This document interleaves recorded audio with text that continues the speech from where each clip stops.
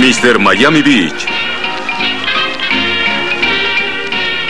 En el año de 1925, Miami Beach era el lugar más popular de Norteamérica. On the beach with you, I'll loaf the whole day through and cuddle close beneath the big red umbrella on the beach with you.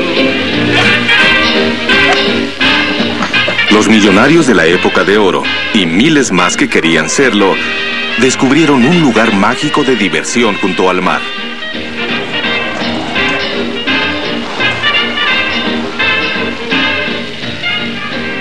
Jamás antes habían visto lugar igual.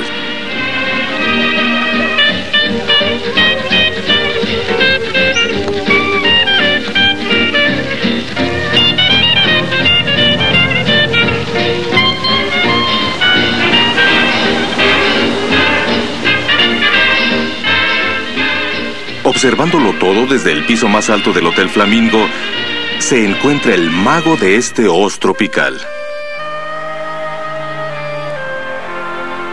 Un hombre de negocios de Indiana de 51 años de edad llamado Carl Fisher es casi desconocido para el público, pero sin él no estarían aquí.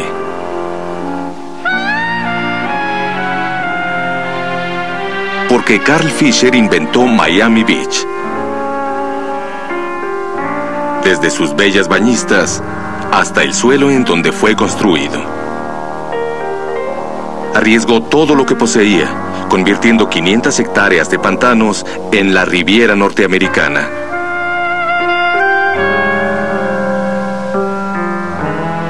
Pero en el momento mismo de su éxito, podía perderlo todo.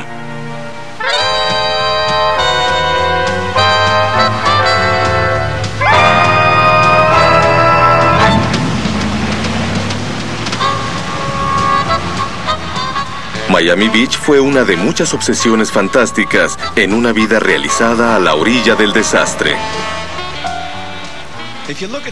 Si recordamos toda la vida de Fisher, es una maratón, una carrera. Una carrera para lograr la cima del campo en el que se encontraba entonces. Todo lo que hizo, lo hizo con el corazón, con el alma, con su dinero. Y no se detenía hasta llegar a la meta.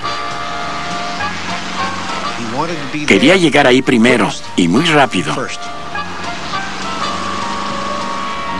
Era el tipo de persona que no creo que esta generación pudiera crear o soportar.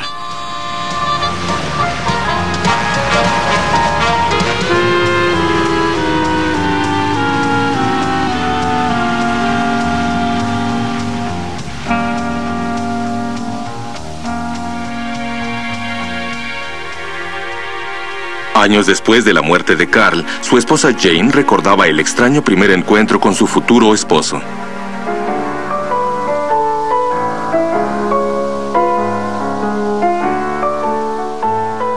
Fue el 30 de octubre de 1908. Caminaba por la calle Meridian, en Indianápolis, cuando noté que todo movimiento se había detenido.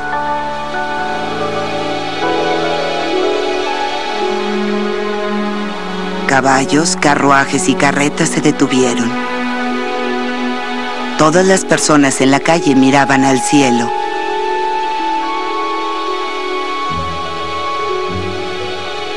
Levanté la vista. Contra las nubes, a cientos de metros de altura, vi a Carl Fisher por primera vez.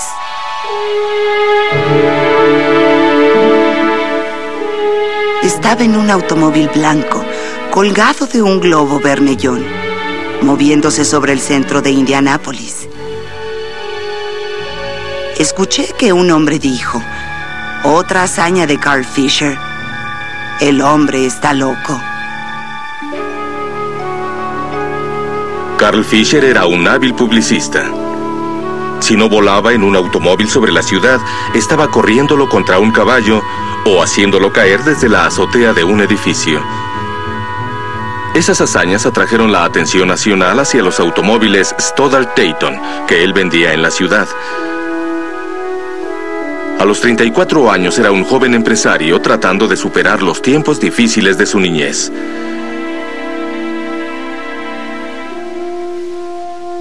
Su madre, Aida, crió a Carl y a su hermano dentro de la pobreza, luego de que su esposo alcohólico abandonara a la familia. La vergüenza persiguió a Carl durante años. De niño lo llamaban Creep, diminutivo de inválido porque tropezaba al caminar.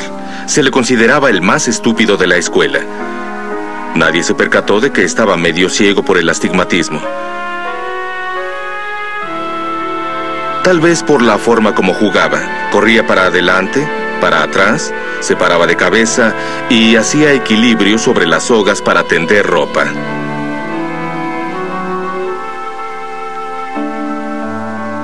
A los 12 años, frustrado por el pizarrón que apenas podía ver, Carl abandonó la escuela y dijo a su madre: "A partir de hoy, yo mantendré a la familia".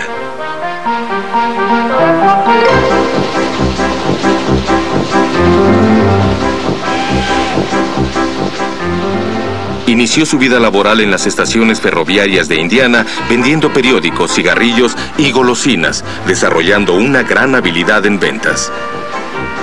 Bajo su delantal tenía una fotografía de una mujer desnuda. Un vistazo rápido retenía al cliente. Ganó un premio nacional vendiendo panfletos del coronel Bob Ingersoll, un orador inspirado que predicaba el credo de la autoestima y cuyas palabras Carl memorizaba. La felicidad es el único bien. El momento para ser feliz es el actual.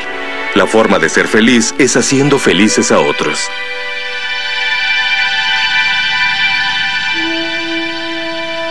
Carl Fisher grabó esas palabras en su corazón, en una vida donde cada placer se convertía en una oportunidad de negocios y nada caminaba lo suficientemente rápido. En la década de 1890 se enamoró de la bicicleta y formó un equipo de carreras con sus amigos, compitiendo en las ferias estatales.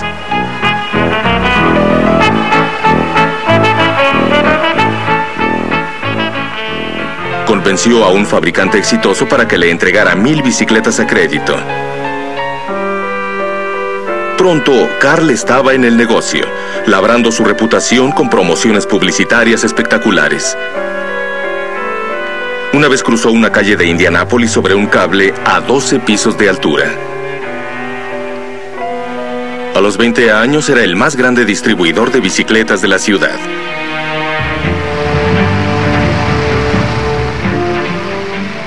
Al principiar el nuevo siglo, Carl se enamoró de nuevo. Esta vez, del automóvil. Era muy emocionante la idea de ir tan rápido como uno quisiera. Se pisaba el acelerador y se avanzaba. Era una gran sensación. En los primeros días de las carreras de automóviles, solo los más intrépidos lo intentaban. Los autos eran impredecibles y peligrosos. Las carreteras y las superficies donde corrían eran en extremo peligrosas. Atraían a la gente de mucho valor, con un fiero espíritu de competencia. Carl Fisher era el prototipo de esas personas. Amaba la velocidad sin importar el riesgo. Así era Carl Fisher. No te detengas, no mires alrededor, acelera. Por otro lado, había cierto elemento de control que él y los demás pilotos adoptaron. No seré yo quien se salga de la pista. Debo ser yo quien llegue en primer lugar. En 1904, Carl tenía el récord mundial de velocidad, casi 95 kilómetros por hora. Su debilidad visual pronto lo alejó de las pistas, pero la pasión continuó, igual que el deseo de convertirla en negocio.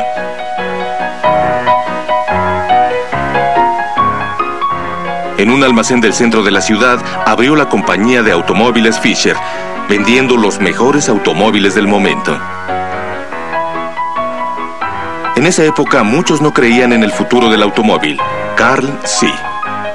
Además, imaginó que la gente querría conducir de noche.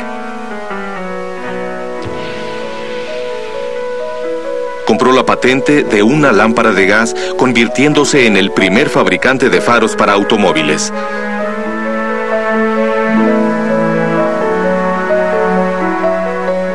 Bautizó la empresa como Presto Light y pronto se convirtió en un hombre adinerado.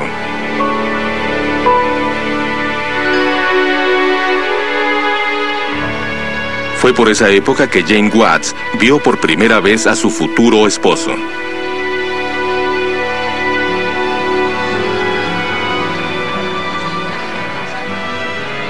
Unas semanas después, se conocieron en una fiesta. Jane fue cautivada por la vida acelerada de Carl Fisher. Come away with me, Lucille, in my merry Oldsmobile. En mi alegre Oldsmobile se convirtió en nuestra canción. La cantábamos en armonía cuando paseábamos por los polvorientos caminos alrededor de Indianápolis. Algún día, decía Carl, tendremos buenas carreteras en este país y no estas veredas con agujeros.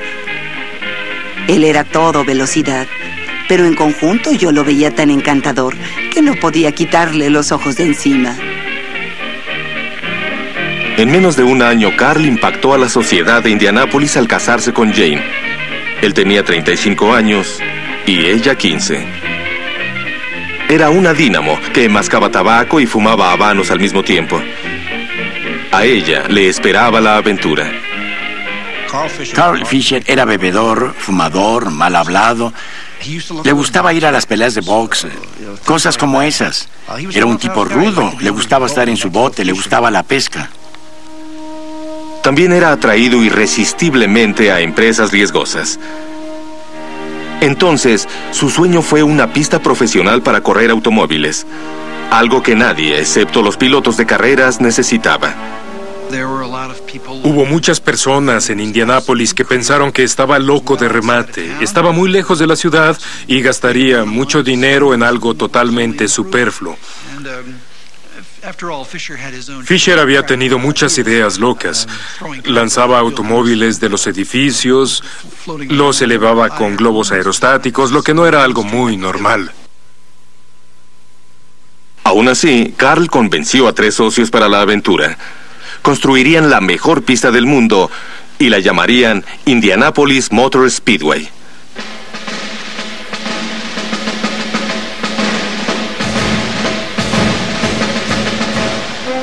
El día de la inauguración en agosto de 1909 fue una celebración de todo lo que Carl amaba. Globos aerostáticos, bandas militares y los autos más rápidos del mundo. Pero al iniciarse la carrera, la pista de grava y asfalto empezó a desbaratarse bajo las ruedas de los automóviles.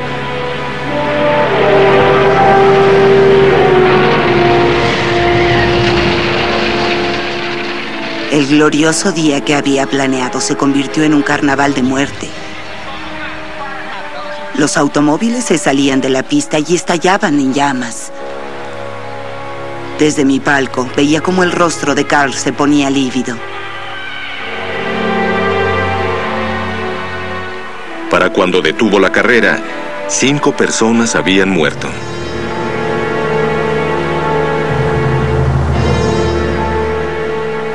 Los diarios lo llamaron desastre y cuestionaron si esas carreras debían permitirse en el futuro.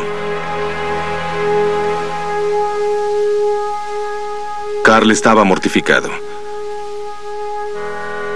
Levantó toda la pista y gastó otros $100,000 buscando una mejor superficie. Finalmente, la pavimentó totalmente con ladrillos.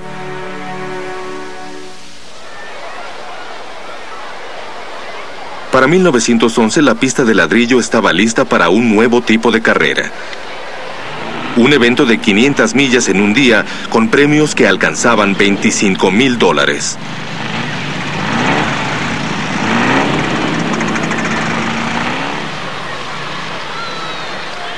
$87,000 personas pagaron $1 para presenciar la primera carrera de las 500 millas de Indianápolis.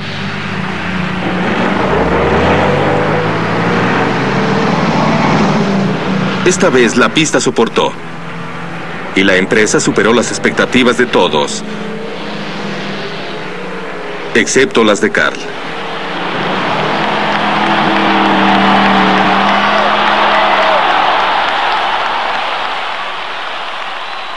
Poco después, Carl vendió sus acciones de Presto Light a Union Carbide por casi $6 millones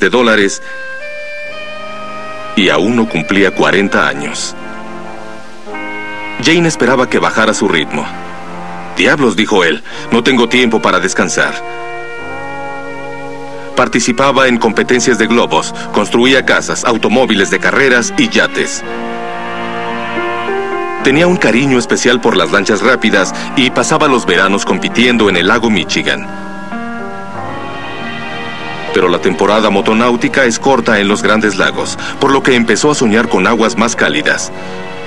Un sueño que lo llevaría a la empresa más riesgosa de su vida.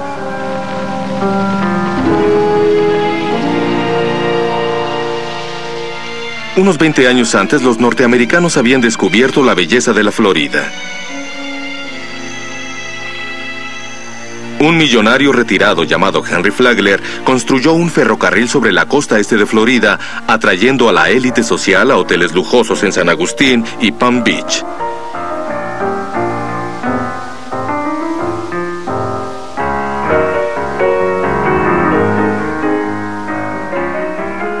En 1896, el ferrocarril de Flagler finalmente llegó al caluroso pueblo de Miami.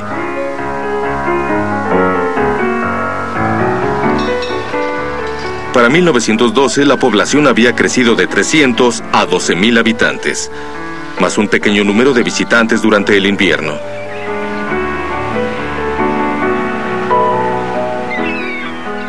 Entre ellos estaban Carl y Jane Fisher, quienes se suponía estaban de vacaciones. Me prometió que dejaría de trabajar. Voy a tomar las cosas con calma, dijo. Pero no estaba en Carl el descansar al sol. Estaba muy inquieto.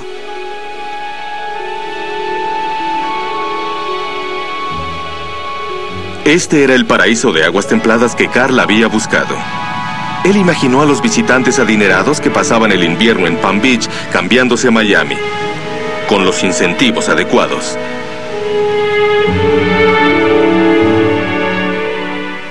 Empezó a formar un plan cuando descubrió un puente de madera a medio construir en la bahía.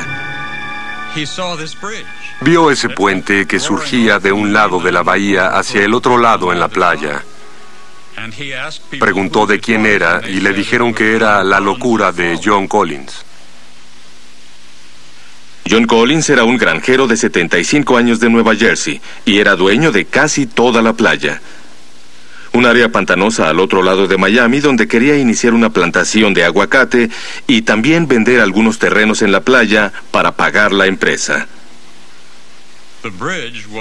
El puente era para iniciar un posible mercado de bienes raíces en Miami Beach, porque al igual que ocurrió en poblaciones de New Jersey, pensó que la gente querría vivir en donde pudiera disfrutar del océano. El puente apenas llegaba a 3/4 partes cuando el dinero escaseó. Intrigado por el proyecto del anciano y con $6 millones quemándole los bolsillos, Fisher ofreció ayuda. Collins necesitaba $50,000 para terminar el puente, y Fisher aceptó prestar el dinero para terminar el proyecto, pero con una condición, además del interés sobre el préstamo.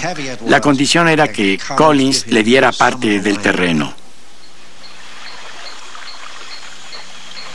Carl recibió 100 hectáreas, 1,500 metros de palmares que iban de la bahía hacia el océano. Y luego hizo otro trato con una pequeña compañía de bienes raíces al sur de la playa, adquiriendo varias hectáreas más que incluían un área de pantanos aparentemente inservibles.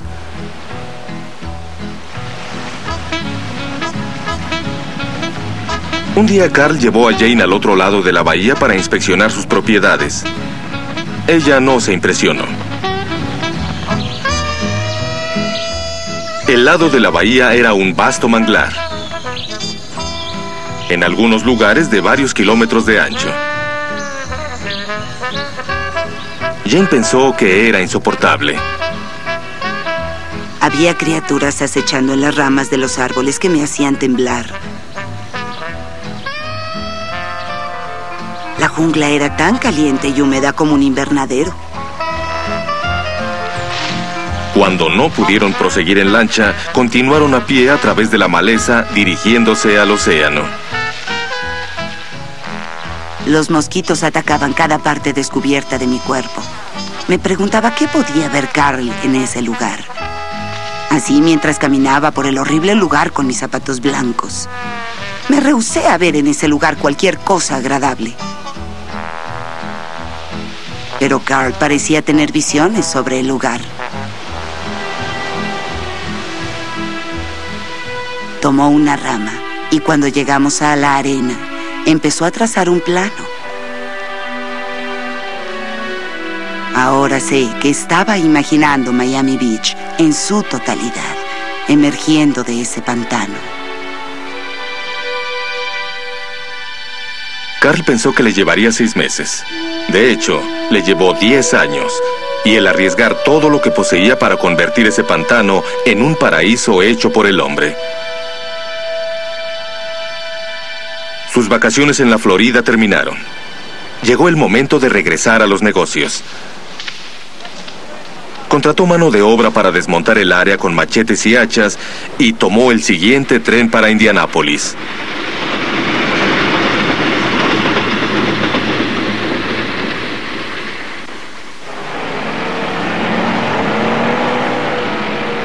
Las 500 millas de Indianápolis aún consumían mucho de su tiempo. Así como otra media docena de empresas, desde motores a diésel hasta gasolina sintética. Simplemente tener dinero no satisfaría jamás a Carl Fisher. Creo que jamás pensó en términos de dinero. Ganó millones, pero eso era incidental. Con frecuencia decía, me gusta ver las nubes de tierra. Una de sus mayores ambiciones era persuadir al gobierno para que empezara a construir mejores caminos. Convenció a los líderes de la industria automotriz de adelantar el proceso financiando la primera carretera pavimentada a través del país, la carretera Lincoln de Nueva York a San Francisco.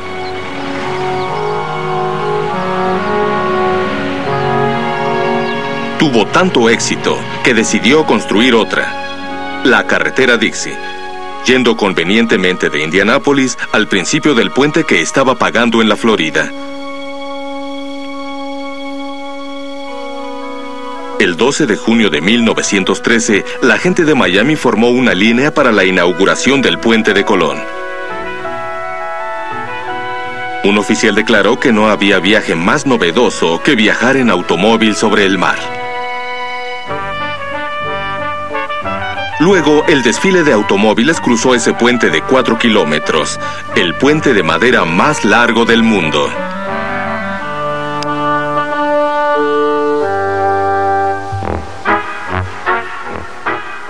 Al final, cada auto debía dar la vuelta para regresar, porque no existía un camino más allá. Muchos se preguntaban por qué gastar tanto dinero en un puente hacia la nada. Pronto lo averiguarían.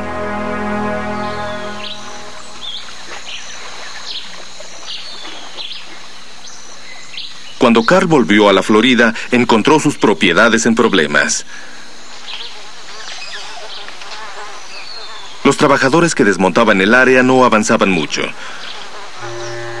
El calor, las serpientes y los mosquitos hacían la labor miserable.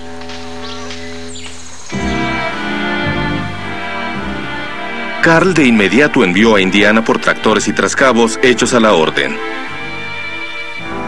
Pronto, el viejo paisaje empezó a desaparecer. Ahora tenía cientos de hectáreas de tocones que la marea alta cubría. Lo que necesitaba era tierra firme. Así que construyó diques para detener al mar. Luego empezó a bombear una mezcla de agua y arena del fondo de la bahía.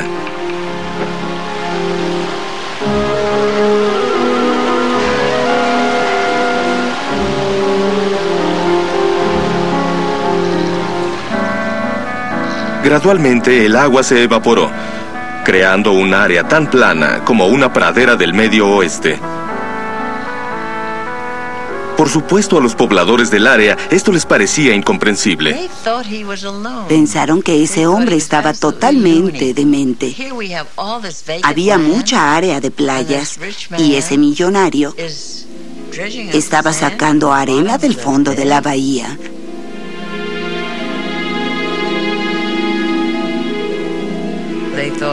Pensaron que era una locura. Luego llegaron cientos de toneladas de tierra fértil, embarcadas desde los Everglades. Después, Carl dijo a sus jardineros que convirtieran toda el área en un paraíso tropical.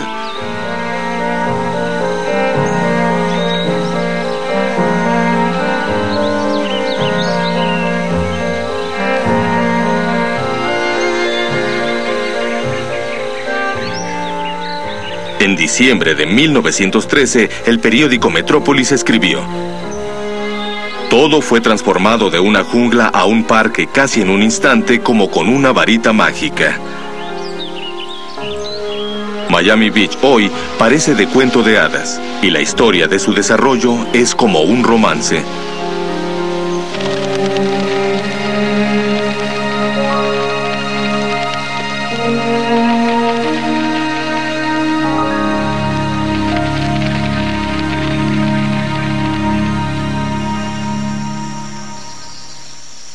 En enero, Carl ofreció su primera subdivisión en el mercado.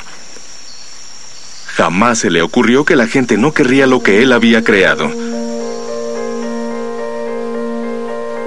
Reunió un grupo de hombres y máquinas y los puso a trabajar construyendo calles, banquetas, drenaje, postes para electricidad, campos de golf, muelles para yates y canchas de tenis.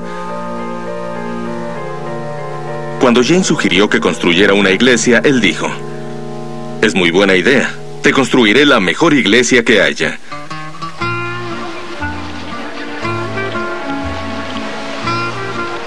Carl concibió Miami Beach como el lugar donde los millonarios construyeran casas para pasar la temporada invernal. Ellos visitaron su pabellón de natación de $350,000 y descansaron en la playa. Pero no compraron los terrenos. Los adinerados visitantes pensaban en Miami Beach como en un área remota sin terminar. Ofreció regalar el terreno a cualquiera que quisiera construir una casa lujosa. Aún así, pocos aceptaron. Miami Beach y Carl mismo parecían irreales a los visitantes. Se retiraban moviendo la cabeza y diciendo: no va a durar. Y Carl arriesgó todo lo que poseía para probar que se equivocaban. Para 1917 había gastado $2 millones y parecía ir hacia el desastre.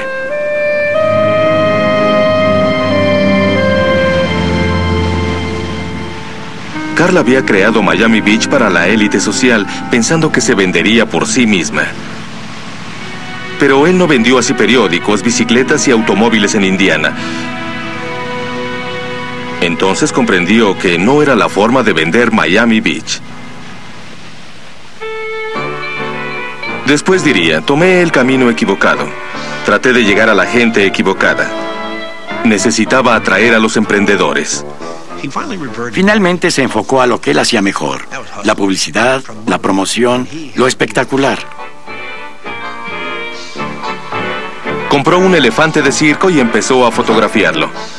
Predijo que los editores de periódicos del norte no lo resistirían. Y tuvo razón. Voy a obtener $1 millón de publicidad con este elefante, dijo.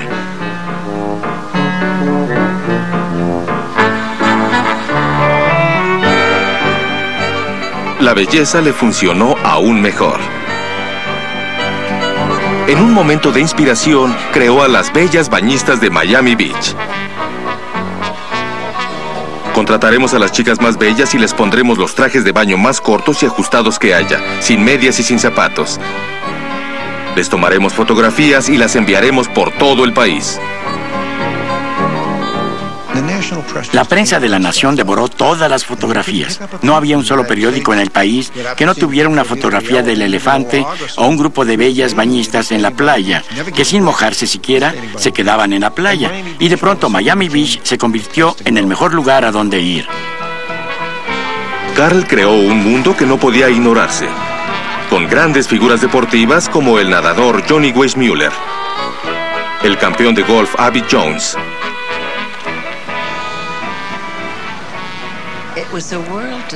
Era un mundo para él mismo, con más imaginación de la que creo que nadie más tuvo en esa época. Pensaba tan en grande que me pregunto de dónde le nacía. Gastó más de $1 millón en campos de polo, establos, mozos y caballos. Y para asegurarse de que estaban bien, importó un equipo completo de polo con todo y caballos desde Inglaterra. Recuerdo que le pagó a cada uno $15,000 para que aceptaran, pero no fue suficiente. Tenía que construir un hotel que fuera muy hípico al estilo inglés, aún en los alimentos. Así funcionaba su cerebro. ¿Ve cómo funcionaba su mente? Era un productor de escenarios. El decorado más elaborado de Carl Fisher en Miami Beach fue el Hotel Flamingo, que costó $2 millones. Se inauguró en el año nuevo de 1920. Tenía góndolas venecianas en la bahía y cantantes italianos vestidos de terciopelo cantando por el lugar. Nos sentábamos en el muelle para ver las regatas. Y ahí tenían bailarinas. Eran mujeres muy bellas, vestidas de largo, que bailaban con los asistentes. Fue divertido. Éramos devorados por los mosquitos, pero nos acostumbrábamos a eso.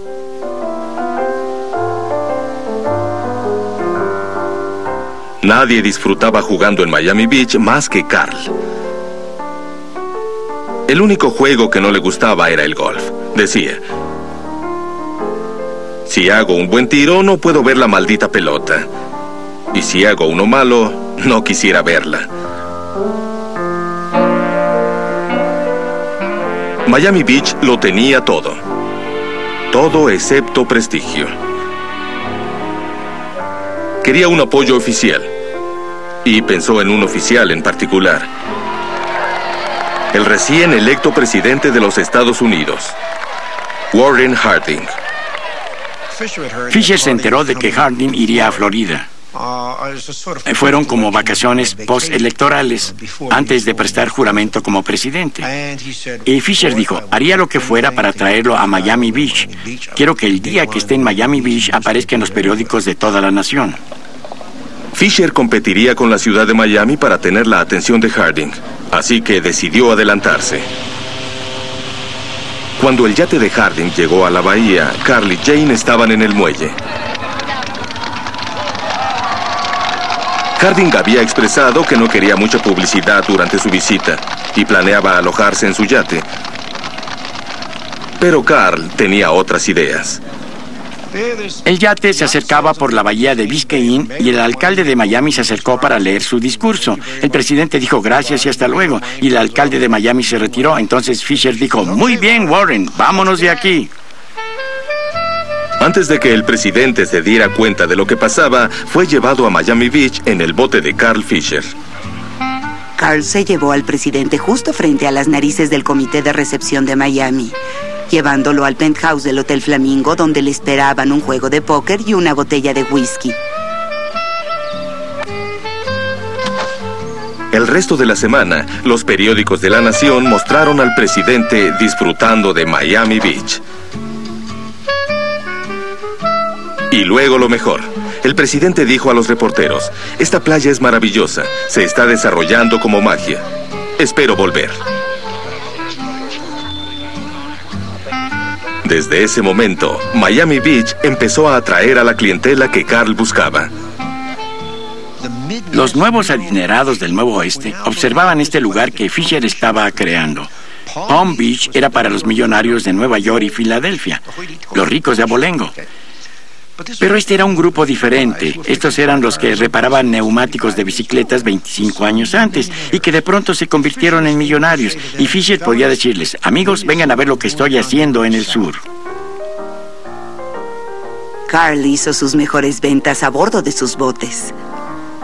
En la cubierta del Shadow Cay, Carl le vendió a Albert Champion $500,000 en propiedades en un instante. Llevaba a los clientes por la bahía de Biscayne y les señalaba un punto sobre el agua diciendo: voy a construir una isla ahí. Es un buen lugar para que compres. Se construyeron lujosas mansiones en los terrenos de Carl, trayendo consigo otra versión de la alta sociedad.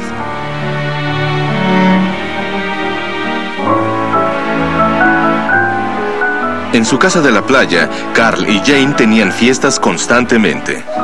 Tenían 20 sirvientes, y su lista de comestibles era de $1,000 al mes. Pero Jane notó con pesar que Carl era indiferente a la alta sociedad. Fisher odiaba los eventos sociales, pero su esposa los adoraba. Iba a una fiesta y a otra y a otra. Fisher las odiaba. Solo quería un habano y un juego de naipes. La actitud de Carl afectó a Jane, afectando su matrimonio.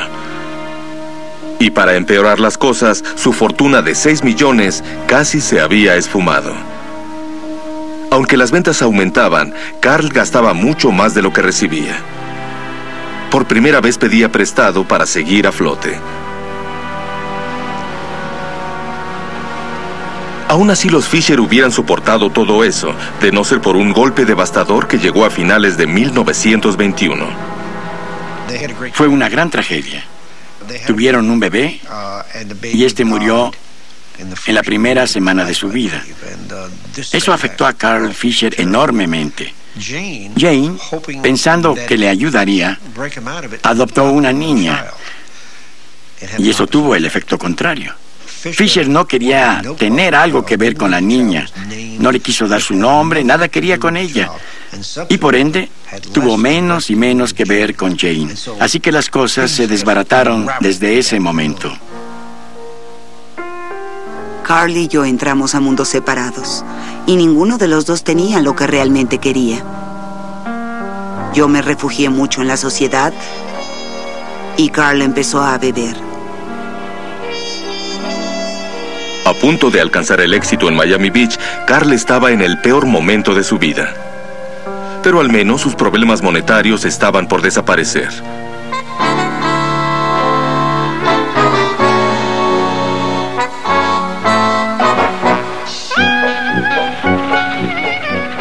Animados por años de trucos publicitarios de Fisher, la gente por toda Norteamérica empezó a vaciar sus cuentas de banco. Subía con la familia a su auto y se unía al éxodo a través de la carretera de Dixie construida por Fisher hacia la Florida. 6 millones llegaron en 3 años, todos decididos a tener una parte del milagro de la Florida. Al llegar, encontraron que había fiebre de compra de terrenos.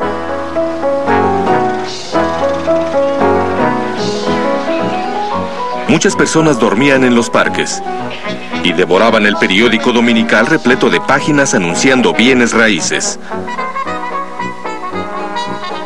Las caravanas de autobuses del Medio Oeste trajeron miles de clientes potenciales para ver los desarrollos urbanos. En 1925, Miami expendió 7.500 permisos para vender bienes raíces. Las subdivisiones se vendían el día que salían al mercado. Una empresa vendió $34 millones en propiedades en una mañana. Los precios se dispararon y llegaron los especuladores. Con $100 de anticipo, cualquiera podía entrar al juego, comprando y vendiendo terrenos sin siquiera haberlos visto. Usaron mesas para póker como oficinas de bienes raíces, vendían propiedades. Alguien compraba en 1 minuto y 2 minutos después le vendía a alguien más. Así es, amigos, días soleados, días a perpetuidad. Empecemos con la subasta antes de que llegue un tornado. Aquí tenemos el lote 21. Las propiedades en la Florida pronto se convirtieron en sinónimo de vendedores fraudulentos. Aquí se construirán 800 residencias. El trato está hecho. Podrán tener cualquier tipo de casa que deseen. Puede ser de estuco. Sí, hay mucho estuco. Y no olviden la garantía. Mi garantía personal. Si estos lotes no duplican su valor en un año, no sé qué van a hacer con ellos. Había muchos tramposos y otros que solo querían vender algunas propiedades y luego volver a sus lugares de origen. Pero Fisher no era así. Si hablamos de alguien que sea un promotor, él era un promotor. No era un tramposo. No estaba tratando de vender algo que no pudiera entregar. Construyó su hogar en Miami Beach y estaba muy orgulloso de lo que hacía. Pero, aún siendo honesto, Carl se benefició del auge de la Florida. En 3 años vendió $37 millones en propiedades y así Miami Beach floreció.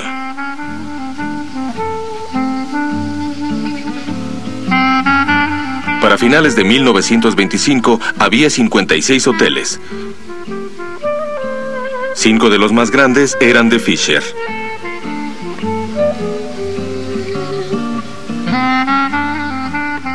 Había más de 800 residencias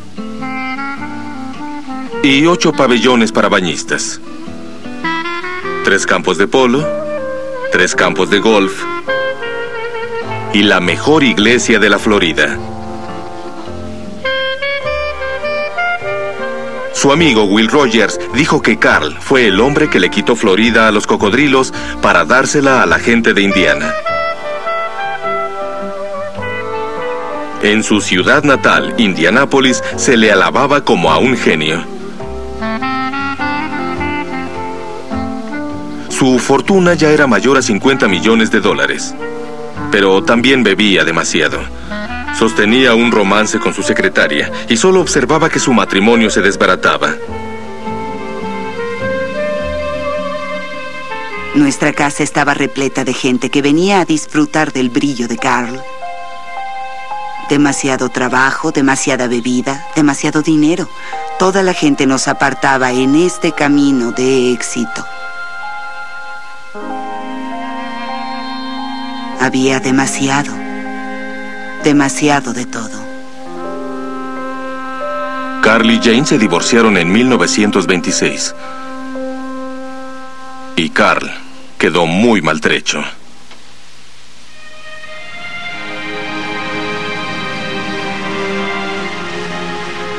La felicidad que él deseaba lo evitaba. Había realizado todo lo que se propuso y estaba aburrido. Necesitaba algo nuevo.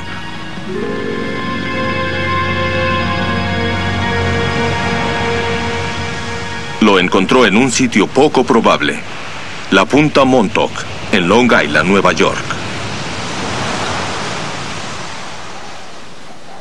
En 5,000 hectáreas de dunas barridas por los vientos, decidió construir de nuevo Miami Beach. Campos de golf, hoteles de lujo, campos de polo, una casa de verano para sus amigos de Miami Beach. Muchos de ellos se alarmaron. Muchos de los activos de Carl eran solo de papel y tuvo que pedir muchos préstamos para la empresa. Pero estaba decidido. ¿Qué diablos me importa el dinero? Miami Beach está terminada. No hay más que hacer ahí que sentarme vestido de blanco igual que todos ustedes, los vagos invernales.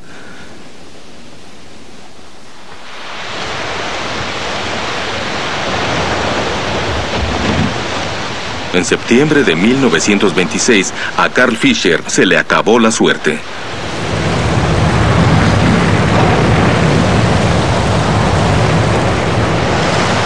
Uno de los huracanes más terribles del siglo tomó a Miami Beach completamente por sorpresa. La mayoría de los habitantes venían del norte. No sabían lo que era un huracán y por lo tanto no sabían qué hacer. Los vientos empezaron a soplar, la lluvia llegó y fue impresionante. Se escuchaban romperse los vidrios y cómo rugía el viento durante toda la noche.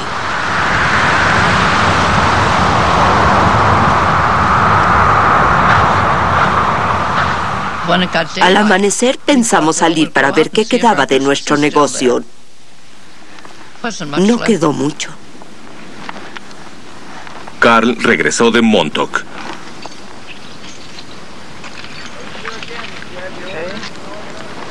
Encontró sepultada su ciudad bajo 1 metro de arena.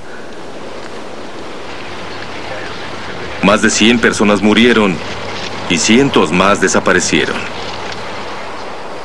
Los pedazos de ese auge de Florida se extendían varios kilómetros en todas direcciones. Carl necesitaba $1 millón en efectivo para reparaciones. El valor de sus activos se desplomó. Su castillo financiero de naipes empezó a colapsarse. Su matrimonio se acabó. El auge se acabó. El huracán le causó tremendos daños. Tenía problemas de flujo de efectivo. Y como resultado, a finales de 1926, no tenía dónde apoyarse emocional y financieramente. Carl trató de reparar el daño a la imagen de Miami Beach causado por el huracán. Pero nada volvió a ser igual. El gángster de Chicago, Al Capone, se mudó a Miami Beach con casinos y bares clandestinos. Carl perdía el control de Miami Beach y también de Montauk. Acabó con su dinero para financiar la punta Montauk. Pero Montauk, infortunadamente, no creció como Miami Beach. El dinero de Fisher prácticamente se iba a un agujero. Cuando la bolsa de valores quebró en 1929, vencieron millones de dólares de préstamos a Montauk. Los inversionistas de Carl lo abandonaron. Era la ruina física y emocional. Hipotecó o vendió cuanto poseía, pero fue inútil.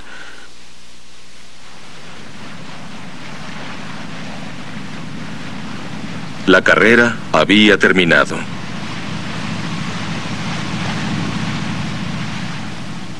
Para 1933 estaba acabado. Vivía solo en una calle lateral de Miami Beach, sufriendo de cirrosis hepática y de 66 años de vida difícil. No creo que Carl Fisher se quejara de lo que estaba sucediendo. Siempre fue un apostador desde el inicio. Lanzó los dados y en esta ocasión perdió. Eso sucede a veces. Tuvo un hermoso sueño. Muchas gracias. Adiós. En cuanto a Jane, la vida después de Carl fue una decepción. Me divorcié y me casé una y otra vez. No permanecí casada con ellos porque la vida me parecía muy aburrida. Verán, vivir con Carl Fisher era como vivir en un circo. Algo excitante ocurría a cada momento del día. En ocasiones era muy bueno y en otras muy malo. Pero aún así era vivir. Fue una emoción que no encontré de nuevo.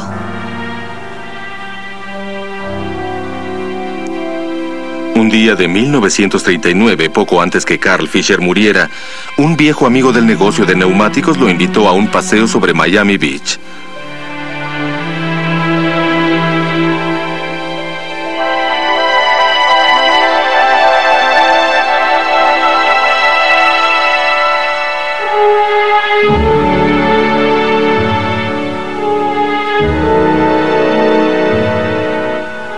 El hombre que parecía ver el futuro antes que nadie, contempló su creación por última vez.